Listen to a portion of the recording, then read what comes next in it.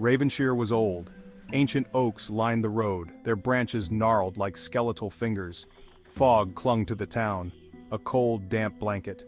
The Whispering Inn stood at the highest point. Its windows were dark eyes, watching. The paint peeled, and ivy clawed at the walls like grasping hands. The sign creaked in the wind. A raven, black as night, perched on top.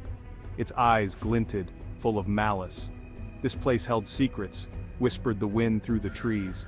Secrets best left buried. Rain lashed down, icy and relentless. Sarah, lost and afraid, saw the inn's dim light. Hope flickered within her. She pulled her thin jacket tighter and hurried towards the warmth. The door creaked open on rusty hinges. Silence greeted her. Dust motes danced in the single ray of light from a flickering gas lamp. The air was heavy, thick with the smell of damp wood and something else, something ancient and cold. A fire crackled in the hearth, casting dancing shadows on the walls. Sarah sat huddled, clutching a steaming mug. Outside the storm raged. Inside a different kind of storm brewed. A whisper, soft as a breath, brushed her ear. The hair on her arms prickled. She glanced around. Nothing.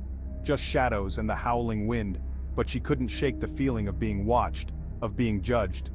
Another whisper, this time closer, sent chills down her spine. Someone was here. Someone unseen. Section 4. Unveiling the Past. In the heart of the old inn, secrets lay hidden, waiting to be discovered. An old bookcase stood in the corner, its shelves sagging under the weight of dusty volumes. Each book seemed to whisper tales of the past, stories long forgotten by time. Drawn by an unknown force, Sarah ran her fingers along the spines. The air was thick with the scent of aged paper and leather, a testament to the years gone by. One book, bound in faded leather, seemed to pulse with a faint heat. She pulled it free, feeling an inexplicable connection to the object in her hands. The journal belonged to a woman named Eliza, who lived in the inn a century ago. Her elegant script told stories of a life filled with passion and sorrow. Eliza wrote of her love for a man, a love forbidden by her cruel family. Their love was a beacon of hope in a time of darkness, yet it was shrouded in secrecy and pain. Sarah read on, her heart pounding. The words seemed to leap off the pages, painting vivid images of a bygone era.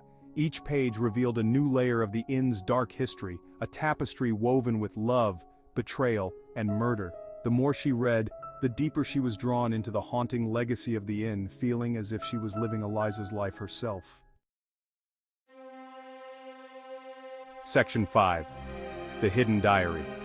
Hours melted away as Sarah devoured the journal, her eyes scanning each line with a mix of curiosity and dread. Eliza's words painted a vivid picture of her torment, her anguish seeping through the ink and into Sarah's soul. The final entry spoke of a hidden diary, a key to unlocking the truth behind the tragedy that befell her lover, a secret that had been buried for decades. Driven by an insatiable need to know, Sarah searched every corner of the old inn, her determination unwavering. Under a loose floorboard she found it, her heart pounding with anticipation and fear.